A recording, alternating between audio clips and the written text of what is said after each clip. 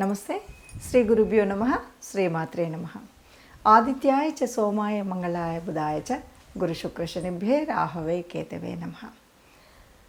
ప్రతి మాసంలో చెప్పుకుంటున్నటువంటి మాస ఫలితాల్లో ముఖ్యంగా ఈ మాసం అంటే జూలై 2024 గాను గ్రహస్థితి ఎలా ఉంది, ఒక్కొక్కరి మరి వ్యాపార ఉద్యోగ పరిస్థితులు ఎలా ఉన్నాయి, వివాహాది శుభకార్యాలకు నాంది ఎలా ఉంటుంది, ఇలాంటి విషయాలపై మన ఆర్థిక వ్యవస్థ, ఆరోగ్యం వీటన్నిటి గురించి తెలుసుకుందాం. ముందుగా జూలై మాసం అంటే ఈ మాసానికి కొంత ప్రత్యేకత అయితే ఉంది అని చెప్పాలి. మనం ఆంగ్ల ప్రకారంగా ఆంగ్ల తేదీల ప్రకారంగా చూసుకున్నప్పటికీ మనకు వచ్చేటువంటి మాసాలు అయితే మనకు జూలై అనగానే ఆషాఢ మాసం వచ్చేటువంటి పరిస్థితి. మరి ఈ మాసంలో ప్రత్యేకించి కొన్ని మార్పులు, అంటే ఇందులో ప్రత్యేకించి జరిగేటువంటి మార్పుల్లో మొదటిది తొలి ఏకాదశి అనేటువంటి పండగ రావడం. ఇక రెండవది మనకి అయనం మారడం. పూర్తిగా సౌరమాన ప్రకారంగా ఆధారపడినటువంటి మనకు 6 నెలలు ఉత్తరాయణం, 6 నెలలు దక్షిణాయనంగా మనం భావించినప్పుడు సూర్యుడు కర్కాటకంలోకి ప్రవేశించినప్పుడు వచ్చేటువంటి మాసం, మరి వచ్చేటువంటి స్థితి దక్షిణాయనం. దక్షిణాయనంలో దైవ ఉపాసన చేయడం అనేటువంటిది ఒక సలక్షణమైనటువంటిది, మన ఆరోగ్యాన్ని ఆయుష్ని కాపాడుకునేటువంటి స్థితి. ఈ పరిస్థితుల్లో మరి ఈ నెలకు గ్రహాలు ఎక్కడెక్కడ ఉపస్థితి అయి ఉన్నాయి ఏంటి చూద్దాం. ముందుగా మనం చూసినట్టయితే మేషరాశిలో రాశ్యాధిపతి అయినటువంటి కుజుడు అక్కడే ఉండడం అనేటువంటిది మొదటి స్థానం. ఇక వృషభ రాశిలో గురువు ఉంటాడు. గురువు ఉన్నప్పటికీ 12వ తారీఖుకి మరి ఇదే కుజుడు గురువుతో కలవడం, ఇక్కడ మనకి గురుమంగళ యోగం కూడా ఏర్పడేటువంటి ఒక శుభకరమైనటువంటి పరిస్థితి కనిపిస్తుంది. ఇక తదుపరి మిథునంలో రవి, బుధుడు, శుక్రుడు ముగ్గురు ఉన్నారు. ఈ ముగ్గురు ఒక్కొక్కరు మారుతూ ఉంటారు. అంటే 17వ తారీఖున మనకు రవి కర్కాటకంలోకి ప్రవేశిస్తాడు. ఇక్కడే మనకు దక్షిణాయనం ప్రారంభమవుతుంది. అలాగే బుధుడు 7వ తారీఖున, శుక్రుడు 20 తదుపరి, ఇలా ముగ్గురు కూడా కర్కాటకంలోకి ప్రవేశించేటువంటి పరిస్థితి. ఇక కేతువు కన్యలో ఉన్నారు.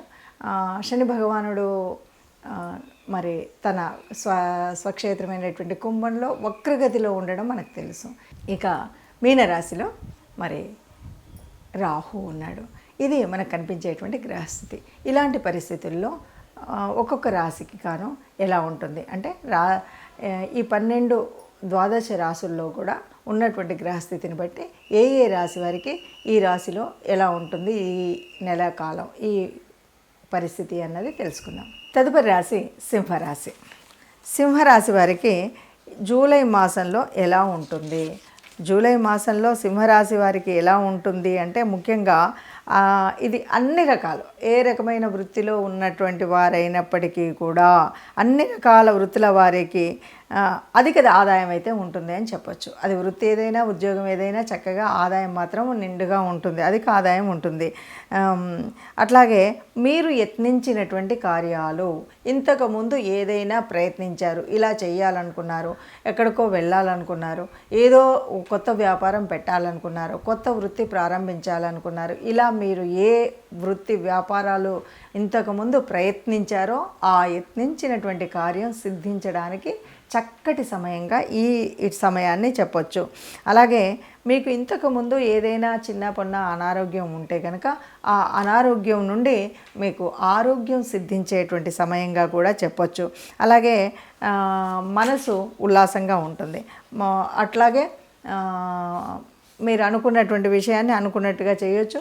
అట్లాగే భూమి, గృహము, ఇలా ఆస్తులు, స్థిరాస్తులు పొందడం కోసం చేసేటువంటి ప్రయత్నాలు ఏవైతే ఉన్నాయో వాటికి ఇక్కడ చక్కటి పునాది వేసుకోవచ్చు. అంటే మీరు ముందు నుండి కొందామనుకొని ప్రయత్నం చేసుకొని ఏదో చిట్టి వేసుకున్నారు, లేకపోతే ఏదో ప్రణాళిక వేసుకున్నారు కదా, ఇంతవరకు అది జరగలేదు, ఎందుకో ఏవో అడ్డంకులు వచ్చి, ఇప్పుడు అది జరిగేటువంటి పరిస్థితి మనకు కనిపిస్తుంది అనమాట. అందుకని ఈ మాసంలో మీరు కొనాలనుకున్న భూములు కొనాలనుకున్న వాళ్ళు కానీ, ఆస్తులు కొనాలనుకునే వాళ్ళు కానీ చక్కగా ఈ ప్రయత్నం చేసినట్టయితే నిర్విఘ్నంగా ఆ పని చేయొచ్చు. అయితే ఇక్కడ ద్వితీయంలో కేతు ఉన్నాడు కాబట్టి మీరు ఎంతసేపు వైరాగ్య ధోరణిలో ఏదో మాట్లాడినట్టయితే కష్టం అవుతుంది. అలా కాకుండా మీరు కొద్దిగా ధైర్యంతో స్థైర్యంతో ఉంటే గనక చక్కటి అనుకున్నది అనుకున్నట్టుగా చేయగలుగుతారు. అలా చేయడం కోసం ఆలోచించాలి. ఇక్కడ శని 7వ స్థానంలో ఉన్నాడు. 7వ స్థానం అంటే వ్యాపారం, గృహం. అయితే శని ఉన్నప్పుడు ఎలా ఉంటుంది, కొంచెం ఇబ్బందులు అంటాను కదా.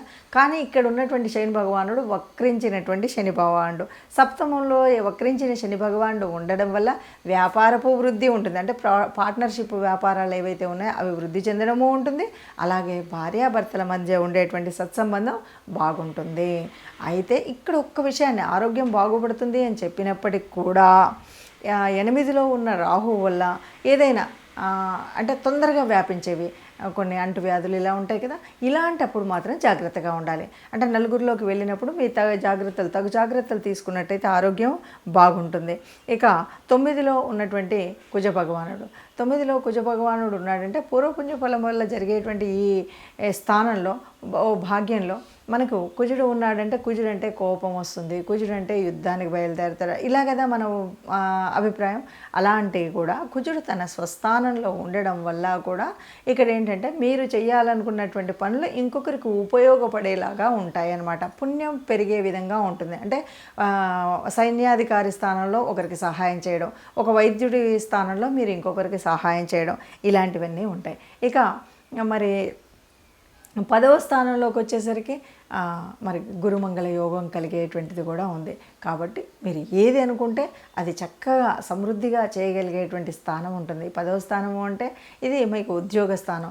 ఈ ఉద్యోగ స్థానంలో మీరు చెప్పింది అందరూ వినేటువంటి పరిస్థితి అయితే ఉంటుంది. అందుకని సింహరాశి వారికి ఏతావాదా మనం చెప్పొచ్చేది ఏంటంటే అందరూ కూడా హాయిగా ఆనందంగా ఉంటారు, ఆరోగ్యంగా ఉంటారు. ఏదైనా మీరు ఎక్కువ రద్దీగా ఉన్నటువంటి అలాంటి ప్లేసెస్కి వెళ్ళినప్పుడు కొంచెం కంటామినేటెడ్ డిసీజెస్ ఉంటాయి కాబట్టి వాటి నుండి కొద్దిగా జాగ్రత్తగా ఉన్నట్టయితే మిగతా అన్ని విషయాల్లో అంతా బాగుంటుంది అని చెప్పొచ్చు.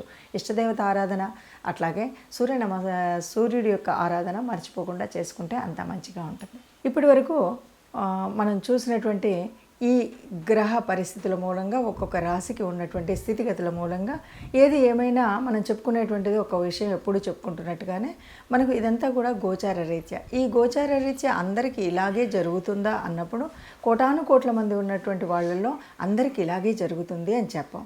కానీ దాదాపుగా మనకి ఒక 30% వరకు కనిపిస్తుంది. అయితే మరి ఎందుకు చెప్పుకోవాలి అన్నప్పుడు మాత్రం మనం ఒక మాట చెప్తూ ఉంటాం. అందరికీ వారి జన్మ కుండలి కనుక తెలిసినట్టయితే దాని ప్రకారంగా మనం చూసినట్టయితే ఇప్పుడు ఈ మాసంలో ప్రత్యేకించి మనకు ఒక యోగం గురించి చెప్తున్నాం. మొన్నటి వరకు బుధాదిత్య యోగం అని ఎలాగన్నామో ఇప్పుడు మనకి గురుమంగళ యోగం అని చెప్తున్నాం. ఈ యోగం ఉన్నటువంటి కాలంలో మనం దాన్ని ఎలా చేయాలి, ఏం చేయాలి అనేటువంటి పరిస్థితి. అంతేకాదు మరి ఈ మాసంలోనే మనకు ప్రారంభమయ్యేటువంటి దక్షిణాయన కాలం, ఇందులో కూడా మనం ప్రత్యేకించి మనం ఇంటి ఇలవేల్పును కానీ కులదేవతను కానీ నిత్యం ప్రార్థించినట్టయితే మనకు ఉన్నటువంటి అనేక గ్రహదోషాలు కూడా తొలగిపోయేటువంటి అవకాశం ఉంది. అందువల్ల మీకున్నటువంటి గ్రహ పరిస్థితిని చూసుకొని మనం ఏం పరిహారం చేసుకోవాలి.